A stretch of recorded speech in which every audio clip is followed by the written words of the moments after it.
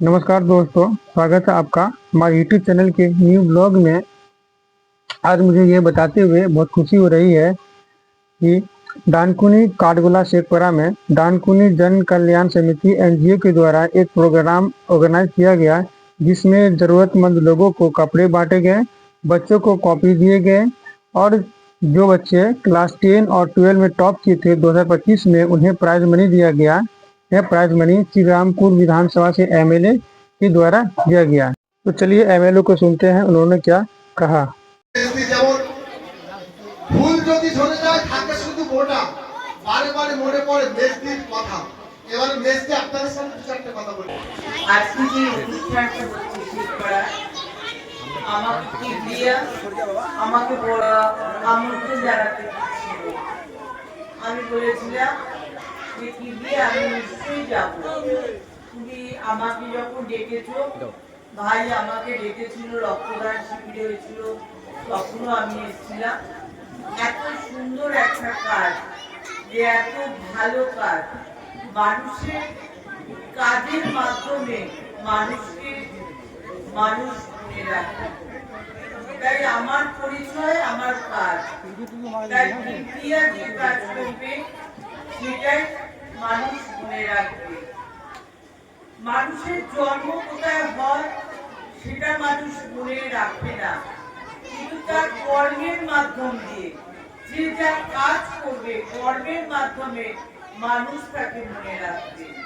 তাই আজকে কিবরিয়া বা তোমাদের মতো নতুন ভাইরা যারা এখানে উপস্থিত আছো, তারা যে সুন্দরভাবে আজকে যে বস্ত্র বিতরণ করছো। আজকে দুর্গা পুজো এসে গেছে, মা দুর্গা মণ্ডপে এসে গেছে। তাই ধর্ম যে যার কাছে, উৎসব সকলের জন্য।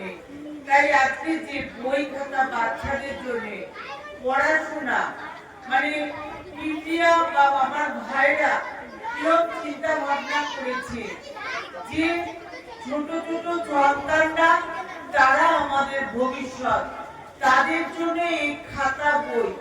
কে জানে এই ছেলেরাই একদিন দেশ মাতৃকাকে সেখানে তারা ভালোবেসে সেই জায়গায় রাখবে, দেশ মাতৃকার জন্য তারা কাজ করবে।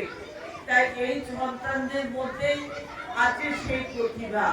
সেই প্রতিভার জন্য আজকে কিবরিয়া মনে করেছে, আর আমার যারা ভাইরা আছে, যে আমাদের বস্ত্রেও যেমন প্রয়োজন আছে আমার মায়েদের জন্য, সেরকম খাতা বই প্রয়োজন আছে আমাদের নতুন পৃথিবী, আমাদের সন্তানদের জন্য।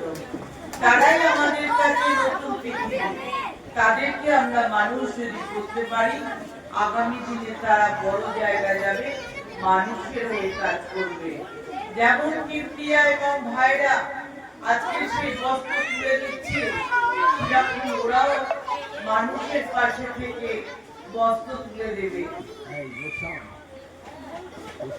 আজকে আপনারা এই বস্তুগুলোর মধ্যে কি যে ভালোবাসা আছে আপনারা উপলব্ধি করতে পারবেন না। এদের অন্তরে ভালোবাসা আছে বলেই তো আপনাদেরকে আজকে একটা বস্ত্র দিচ্ছে। আপনারা মনে করবেন না যে একটা আমরা হয়তো কাপড় পরতে পারছি না তার জন্য হয়তো এরা বস্ত্র দিচ্ছে, তার জন্য নয়। এরা দিচ্ছে এদের অন্তরে যে ভালোবাসা আছে মায়েদের জন্য, আম্মিদের জন্য, তারা এইগুলোকে তুলে দিচ্ছে।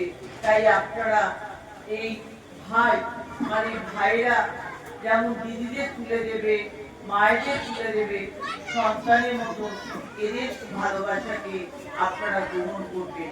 এই কথা বলে সকলকে আমি মানে পুজো এসে গেছে, আজকে চতুর্থী, সবাইকে আমার শুভেচ্ছা, ভালোবাসা এবং শ্রদ্ধা ও সালাম জানিয়ে আমি আমার বক্তব্য শেষ করলাম।